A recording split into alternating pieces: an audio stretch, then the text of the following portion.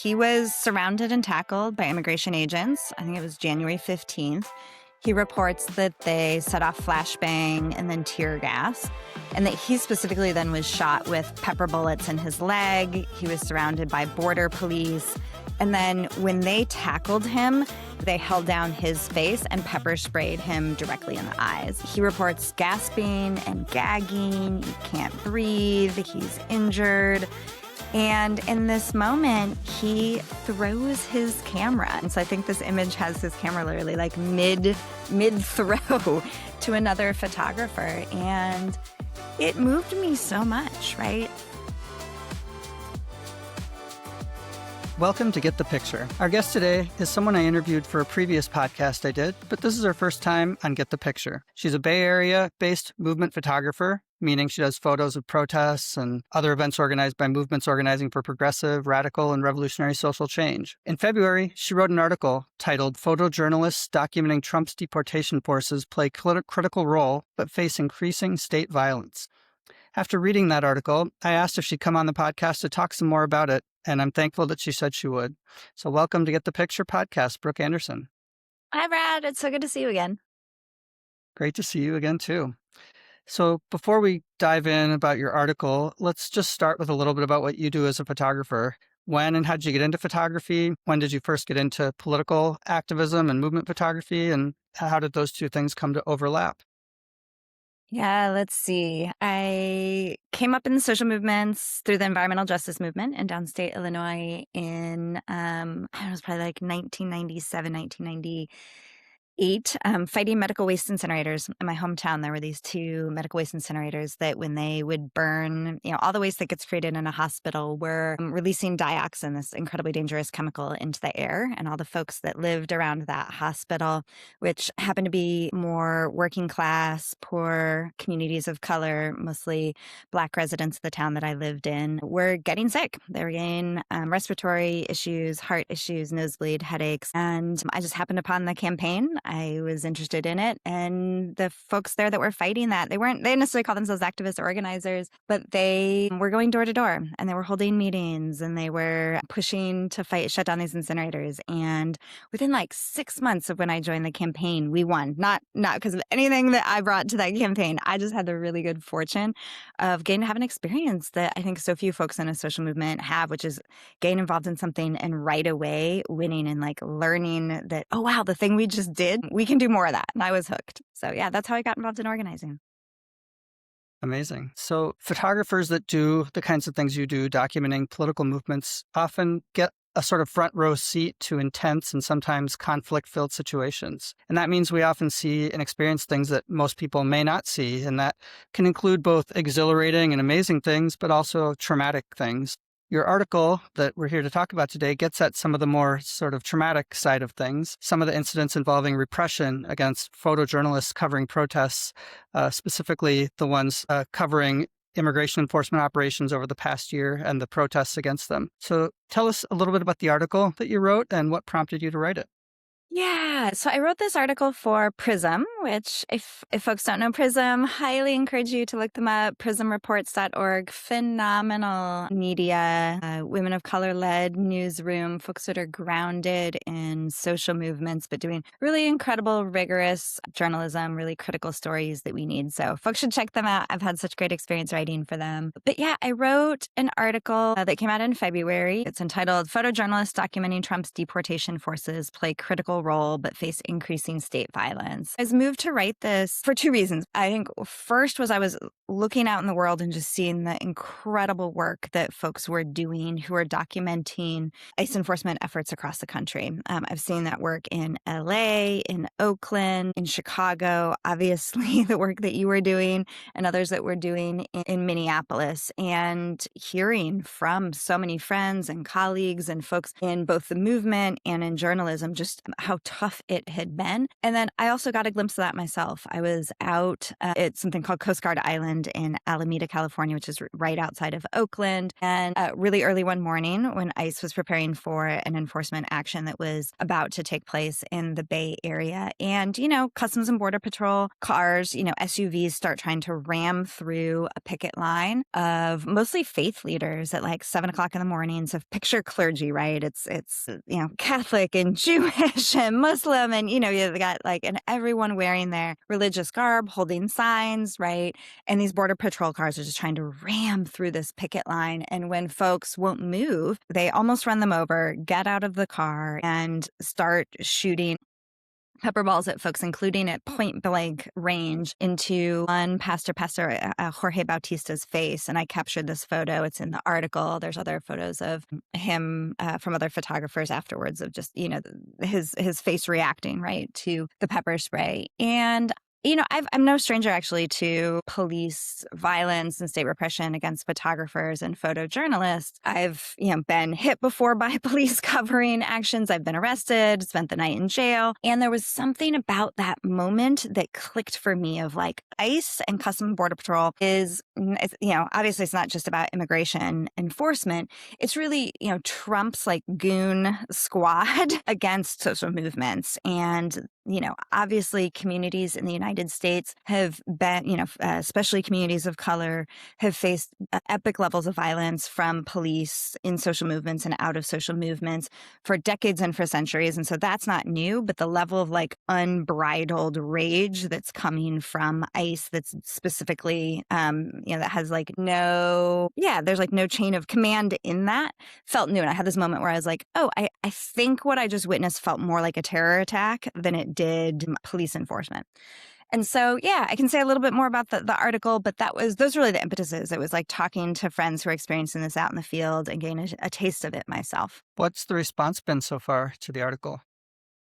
I did a little bit of a survey of other photographers and photojournalists that I knew in the movement to be who should I talk to in each of these cities? And for each city, I just got here's the 6 photographers I know who have been shot, who've been pepper sprayed, who've been hit with rubber bullets.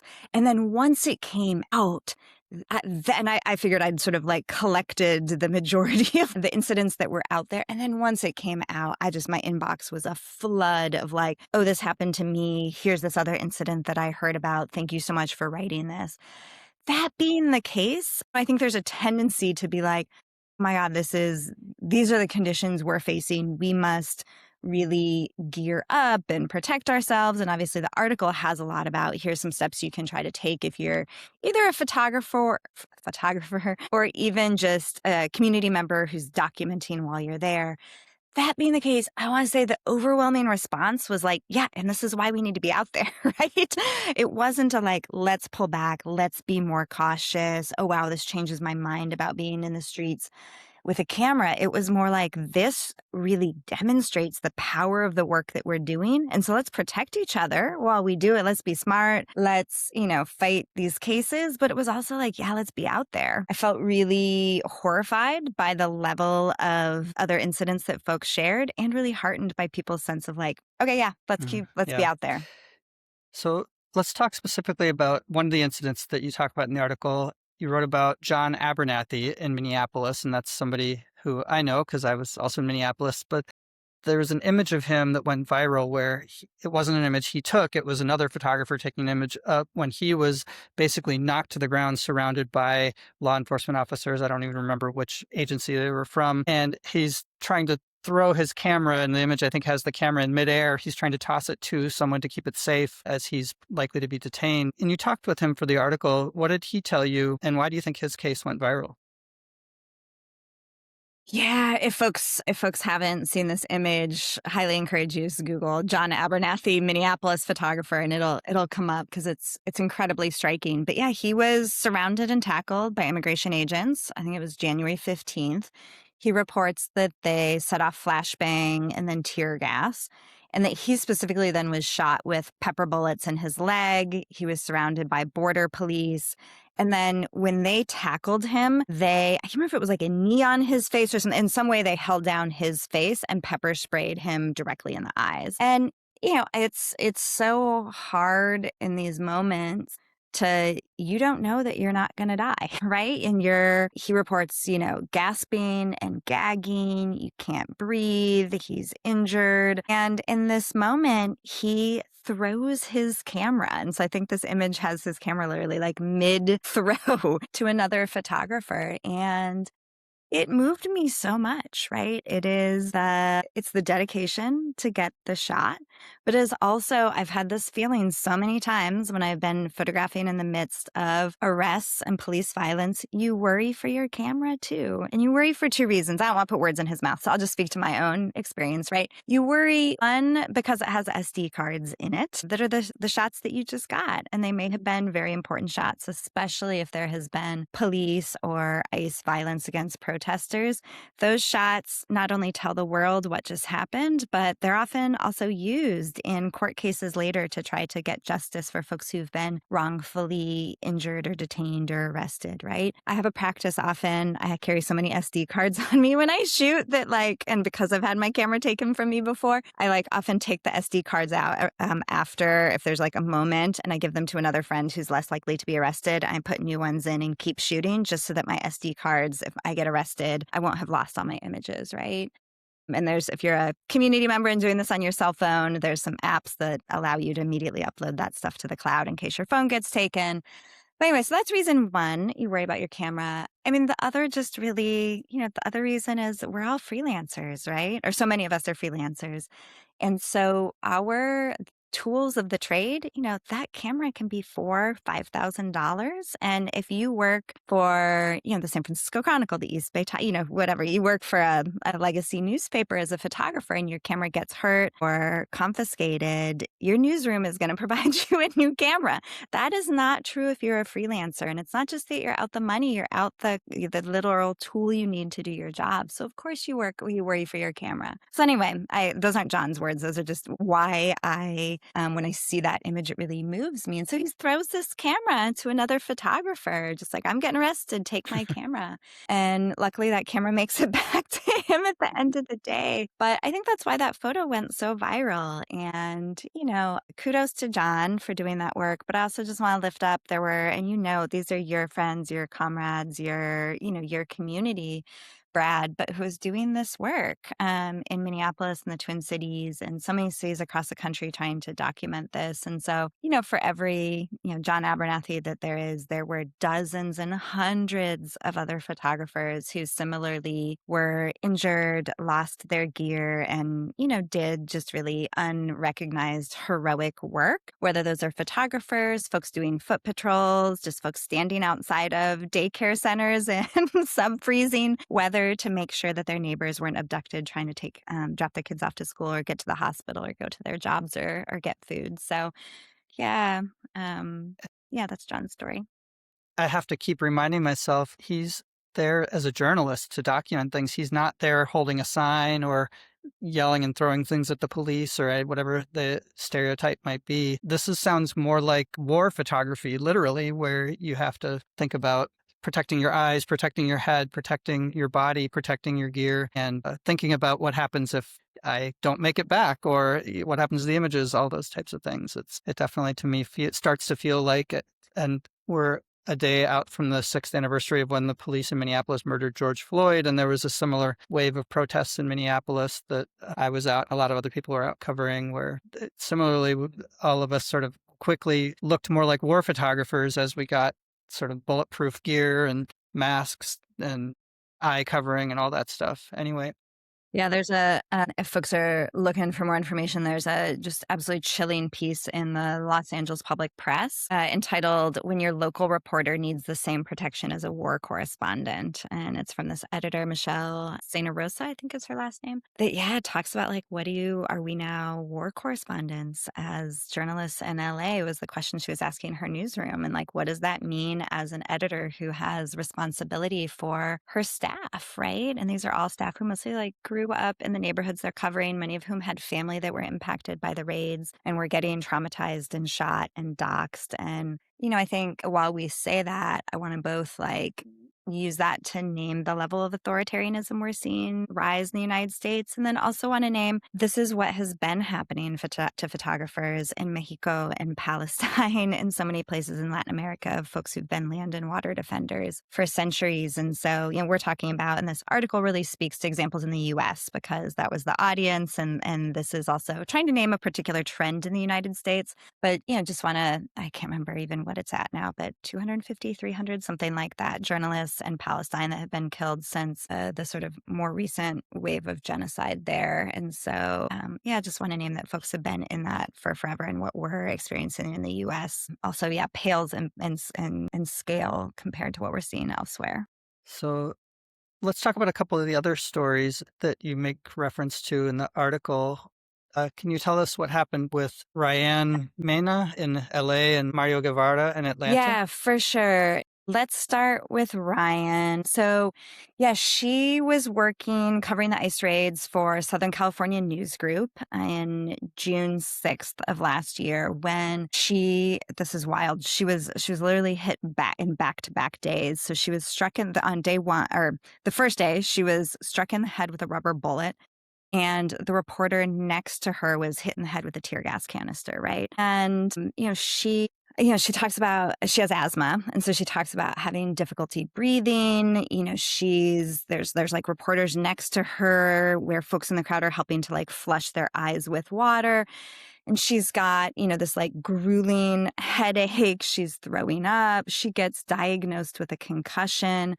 And, it's just really, it's the fact that she literally was like shot the first day with a pepper ball and then the second day, this rubber bullet. And I talked to her, I probably would have interviewed her in January, right? And so this is maybe, a half year, 8 months later, she talks about the brain fog from the concussion sort of just starting to lessen for her and the levels of heightened anxiety and vigilance. And of course, I don't know if I can't remember if she described her experience as PTSD, but like those are the signs, right? Of trauma and PTSD and like long-term brain impacts that she has suffered. And, you really feel for her. And at the same time, I asked her the question at the end of interviewing her, like, how does this change your sense of like what it means to be out in the field as a photographer or as a reporter, right? And she was like, I was just mad that because I got shot, I couldn't be back out there the next day.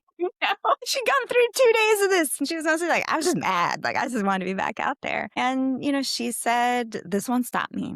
Right. That's what authoritarianism and fear-based governance does. It's an attempt they can't control everybody, right? So it's an attempt to create so much fear that folks pull back, that they withdraw, that we start to see things as normal and accept new levels of normal. And so, part of what I hear her and so many other folks saying is like, that's not going to happen. That's not going to work. We're going to be back out there. And at the same time, folks are figuring out how to do this better and smarter and protect ourselves. So that was her story and really grateful that she shared it. And Oh, you were yeah, asking me about in Mario too. Atlanta, Is yeah. that right? Okay. Sorry, I forgot.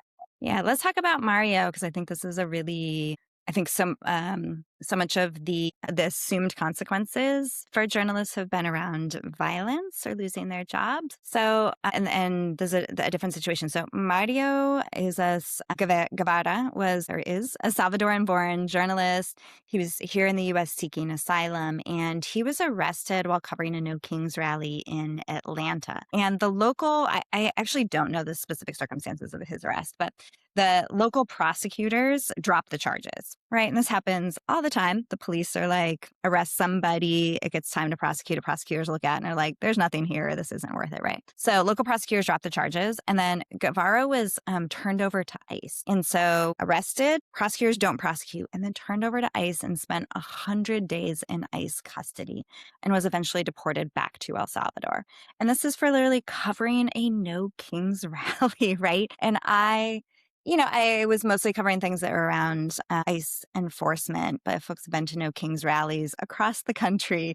There is nothing, it's in some ways feels very different than trying to cover ICE enforcement activities. There's tens of thousands of people in the streets. There's tons of children, very family friendly, super peaceful. And Mario gets arrested spends 100 days in ICE custody. I don't know what his experience was in ICE custody, but, obviously the stories coming out of folks who've spent time there are horrifying, and then is eventually deported for doing his job, right? Bringing these stories to us. And so, I also then went on to talk about what happened to Don Lemon and Georgia Fort. But I do think, I think especially because John's image, the image of John Abernathy throwing his camera went so viral, I want to just be sure to name the disproportionate impacts that are happening to journalists of color and immigrant journalists in the United States. And obviously we talked about journalists in Palestine and elsewhere, that those are just yeah, that's who is taking the disproportionate brunt of state repression and violence right now and consequences.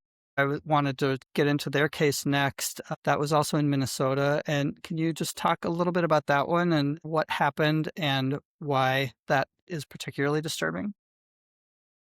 Yeah, I mean, so the two of them were arrested for covering a protest inside of a church in Minneapolis, and you might actually know this case better than me, so please feel free to chime in at details that I'm missing, right? But one of the pastors of that church worked for ICE, and so I think one of the strategies of the movement that to me makes a lot of sense is that where there are ICE officers, folks have gone to figure out, like, where do these folks live? What are the other jobs that they hold? What roles do they play in their community? Because ICE has wanted to do this dirty work of the government of terrorizing, arresting, abducting our neighbors while masked, right? They know what they're doing is wrong. They don't want folks to know who they are. And so I think the movement has done a good job of saying, no, actually, you can't have it both ways, right? If we figure out that you're an ICE officer, we are going to let it be known in your community that you're doing this work, right? ICE also has these, I forget what it is, but these signing bonuses, right? So many folks are trying to be like, cool, let me go work for ICE, get that signing bonus, and I'll bounce and pretend that there's not going to be consequences. And we need to make consequences. If you have ever worked for ICE, you should not be able to get a job anywhere in any organization or corporation that has any values. And so folks trying to do that work, I think, went to, a protest inside of this church where one of the pastors had worked for ICE. Can I just say, sorry, he wasn't just like a janitor at ICE or a grunt at ICE. He was a director level person. So he was helping direct these Right. raids that resulted in the execution of two Minneapolis and St. Paul area residents and et cetera. So yeah, just wanted to add that little piece in. So, yeah, so they go and cover this protest inside of a Minneapolis church and are later arrested. And it's on this law that's about, I forget the name of the law. Do you remember it? But it's about, Face or something. Yeah, it's something. yeah, related to like potential religious discrimination or something, right? And so it's a big deal. These are Don Lemon in particular, but also Georgia Fort, like really well known journalists. And it's horrifying, and in particular, a real escalation of violence and repression of Black journalists in particular that I think needs to be named that these are Black journalists. And the fact that they're prominent journalists, I think there was it got a lot of coverage. And I think actually sparked a conversation in journalist community, in much more mainstream journalist community, that this represented a level of repression that we hadn't seen before. And I actually think that was obviously don't want to see them arrested, don't want to see that level of hurt against anyone. And I think it elevated the conversation in an important way. And again, these are journalists who found out that this protest was happening. They went to cover it. They were not participating in the protest. And to my understanding, it was even calling it a protest, maybe in the most general sense, but people went to a church which was open to the public and they sat through the service, through the whatever part of it, and then tried to ask a question. And that was when things got sort of confrontational. But they weren't even doing that. They were just there covering it and yeah, received that kind of repression. Yeah.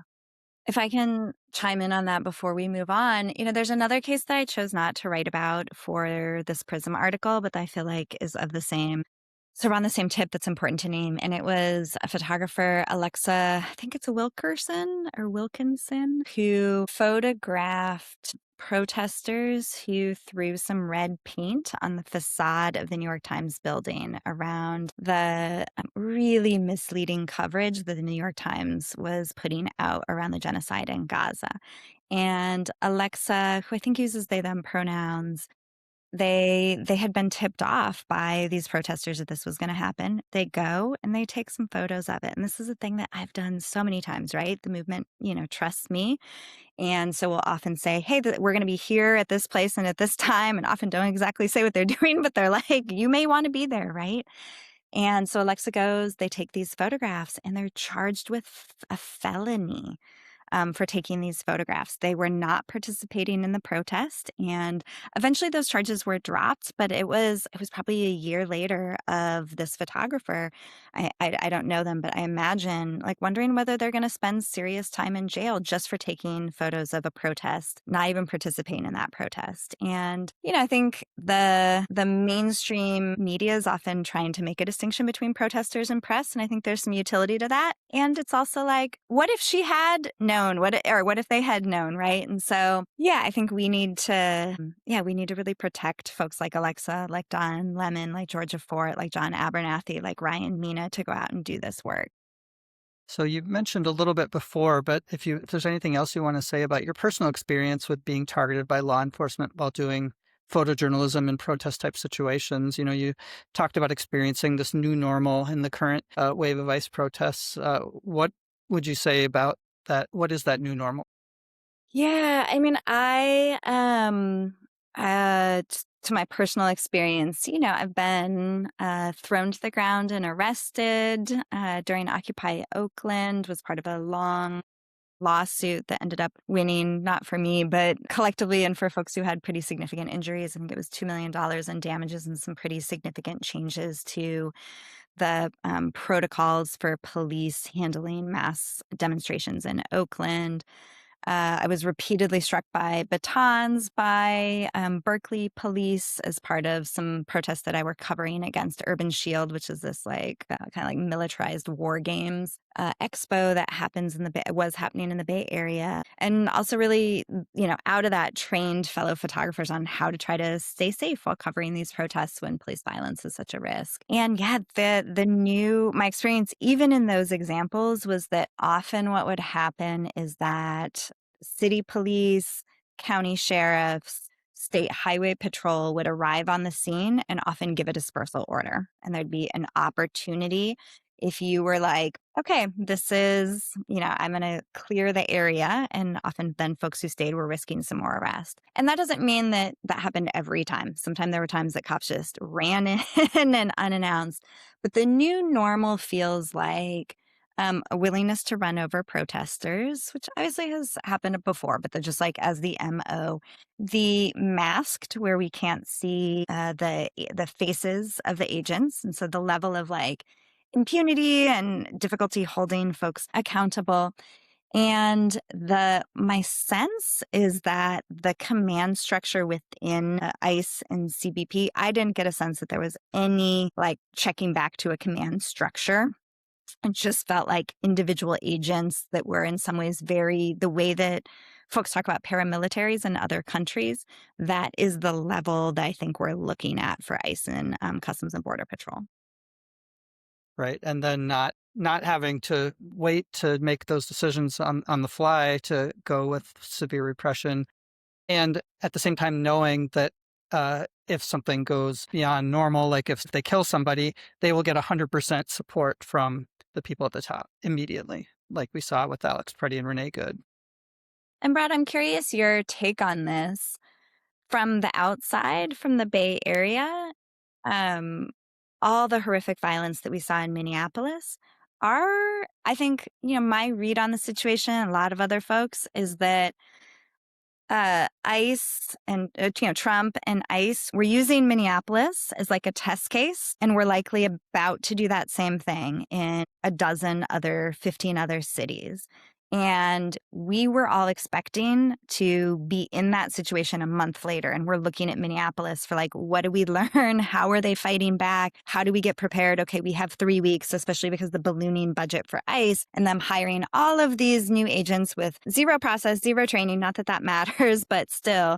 And my read on the situation is like, y'all beat them, not without horrific consequences, right? Obviously, the loss of 2 lives, so many people traumatized, injured, so many folks abducted who will not be with their families. And I think they decided then not to come to other cities and do the same thing. Not that there's plenty of low-level ICE enforcement happening, lots of abductions, lots through the court system, but the level of violence that they used in Minneapolis, they're now not trying elsewhere. And so I think we really owe y'all, and are just like looking up to y'all as like fucking heroes. We really owe y'all for the level of organization that folks in Minneapolis had over the course of decades, from, pre-George Floyd to what y'all learned in George Floyd uprising and applied in this case, that you fought back a tactic and prevented them from doing the same thing in other cities. I don't know if that's your read on the situation, but that's how we're looking at it. Yeah, I think looking back at it, people in the Twin Cities were learning from LA because that was where they first went in with the heavy-handed, kind of insane militarization approach, and learning from what was happening there. And then Chicago, they did the crazy stuff in Chicago, including with that apartment building where they went in the middle of the night and basically took everyone out, mostly African-American families, a few immigrant families. And you saw some of what we saw happen in Minneapolis in the Twin Cities start to happen in Chicago. And then people in the Twin Cities sort of learned those lessons and went further with them. But I think you're right in the sense that the sort of the Bovino being at the head of this operation in his basically Nazi drag, that's the uniform he was wearing. And that type of operation, I agree, they planned to carry that out in more cities, and they had to retreat from that. And that, like you said, doesn't mean that there aren't still lots of deportations happening and lots of things that we still have to cover as journalists. And, those who are activists continue to try to organize to stop. But I think you're right that what they did in Minneapolis, they planned to do in Yeah. other cities, and then they said, Yeah. this is not politically tenable. We Yeah. have to stop. For now, anyway. I think as we get closer to the election, we may start seeing more stuff like that, or right after the election. A lot of this also, of course, is their political calculus about what's going to allow them to retain power. So, and thinking about sort of on that vein, one thing you talked in the article about was what it could mean for journalists covering protests if Trump were to invoke the Insurrection Act. Now, this is something he has talked about openly a lot before he was elected. And then once he was elected, a lot of people thought he may do it right away, or he was just looking for the excuse to do it. And he hasn't done it yet. Can you tell us about that? Like what it might mean for journalists covering protests if Trump were to invoke the Insurrection Act? Yeah, for sure. So what Trump invoking the Insurrection Act would allow him to do is to deploy federal forces to U.S. cities to quell protests. And the National Immigration Law Center has a really great explainer around this. I had to I had to call a bunch of lawyer friends and be like, help me understand this if this is new to you as well. What this means is basically Congress passed something called the Posse Comitatus Act to prohibit the U.S. military from participating in civilian policing. The one exception is if there's an insurrection and if local and state forces can't control that insurrection. So far, it's, we're in such an opposite situation, right? It's been federal agents that have caused all of the violence. They are in some ways the insurrectionists, right? They're the ones causing violence. And local and state officials have done the opposite. They haven't requested federal backup, which is what, would trigger the Insurrection Act. And they've done the opposite. They've called for ICE to actually leave their communities. And yet we know that whatever the law is, that, often doesn't matter in the Trump playbook. And so we could still see the Insurrection Act weaponized to try to bring federal forces to quell protests.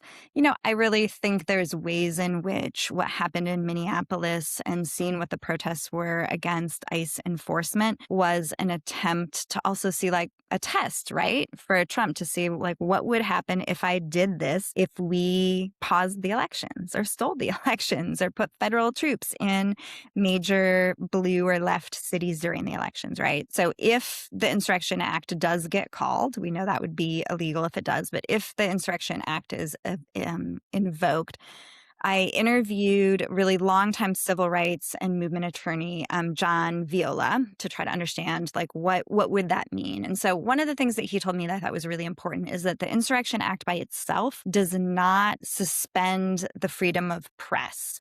And so What that could mean is that you end up having a proclamation of insurrection and that it could contain emergency orders. And so those emergency orders could have things like a curfew, right? And so it doesn't mean that journalists couldn't be out in the, couldn't be photographing. It doesn't impinge on freedom of press. That being the case, there could be something like a curfew, and journalists could be subject to that curfew. And as journalists, I think we also then need to, that doesn't mean that we stop shooting when the curfew happens, right? We have to, I think, as journalists, decide what is our pushback against these really, as John says in the article, unjust, immoral, unconscionable laws, right? And so I know for me, I know I will still be out there shooting. And I think there's a lot of us who will be doing that as well. Because if there are folks in the streets, the world deserves to see what happens to folks who are, who are fighting enforcement raids or in the event of an insurrection act are still out there. The way that you end your article is giving some advice that you've heard from journalists in the cities we've talked about that had these major operations, Los Angeles, Chicago, and Minneapolis specifically, about advice for staying safe while covering protests against immigration enforcement operations. What was some of that advice that people gave you? Yeah, I was surprised by how uniform the advice was. I think, far and away, folks said you have to be alive to get the shot. And so, don't risk your life, don't risk your well-being and your capacity to continue to do this work for getting the shot. That's the beauty of having multiple photographers out there, is like somebody will have gotten that. I think the second thing, I specifically started with this next piece, which is build community with other photographers. I started with that as opposed to go out and get all the PPE gear, personal protective equipment gear, because that's the number one thing that I heard from folks was like, yeah, you can have a press pass, you can have goggles, gas mask, earplugs, you can have the wipes to wipe down the pepper spray, and the number one thing that's going to protect us is relationships with other journalists. Those are the photographers that are going to catch your camera when you throw it to them. Those are going to be the folks that are going to call your family if you get arrested. Those are the folks that are going to, like, on the Signal thread or the WhatsApp, whatever, tell you, hey, this is what I heard is going down. So just like really building that up. And I think that goes against some norms in mainstream journalism. I think there's maybe a generation before us, but a little bit of a be competitive. Folks want to get the shot. And so sometimes, I think there can be a competitiveness in mainstream media and journalism. But if we're movement journalists, we should be out there building with other journalists. So I think that's the main thing. Wear a press pass and carry a photo ID. Those credentials don't in any way confer automatic protection. They don't stop a bullet. They don't stop a tear gas canister. They won't necessarily get you through police lines. That being the case, there's ways in which that clearly identifies you as press. If and when there's an incident in which you're injured, it proves to the courts, to public opinion, that you were identified. And in sometimes that press pass actually is a negotiating tool to stay and continue to shoot when, for instance, in California, my union passed a state law that makes, if you're wearing a press pass, allows you to stay and shoot even when a dispersal order has been issued. That's not always respected, but it is like that negotiating tool. Know your rights is, so like if you live somewhere where there's a legal hotline, know that number. If you live somewhere where there's other, there's laws like the ones I just mentioned, know those. Get protective gear. So expect chemical agents. So goggles, a respirator, or some other type of mask, a water bottle for rinsing your eyes, Sudocon or other irritant spray, wipes that are, allow you to cleanse skin and get off pepper spray and tear gas, earplugs to protect your hearing. The flashbang grenades are really loud. My ears ring for a while after those are deployed. Some folks are choosing to get ballistic vests for live ammunition, helmets to protect their head if they're hit, with a flashbang grenade or the non-lethal ammunition. I linked in the article some links of folks doing literally sort of get ready with me videos, right? As journalists being here's all the things I put on in the morning to go out to cover these raids. There's also Crisis Ready Media has something you can apply for some free protective gear. folks trying to help make, journalists safe. So it's definitely worth doing that. Have them all in one backpack that's just ready to go. And then the last two things I'll say, one is sort of about situational awareness is my kind of term for it, but it's just like look around, right? When you're photographing, you're looking through your viewfinder, you lose your peripheral vision. It's often hard to know, oh wait, the police are actually lining up over here. Like most protesters have left or, so look around, take your eye out of the viewfinder. Sometimes what's helpful is actually have a buddy who sort of shadows you that's responsible for telling you hey, you got to move back right now. And then the last thing is just document everything. Obviously we want to get the shots that we think will be useful, but often the shots that you don't take for aesthetic reasons that just happen to catch, here's this ICE agent that has their card number, their badge number can be useful. So really document all of that with the caveat that increasingly what we document also gets weaponized against activists and organizers and community members, right? It gets used to arrest people, upcharge people, detain people. And so, also be really thoughtful about what you document of our folks, right? And don't put anything out online that could get someone in trouble, right? Or be used to surveil folks. So just be really, if you have a question about that, happy to talk more about that. But yeah, so those are my quick tips. There's more in depth and links to all that stuff in the article.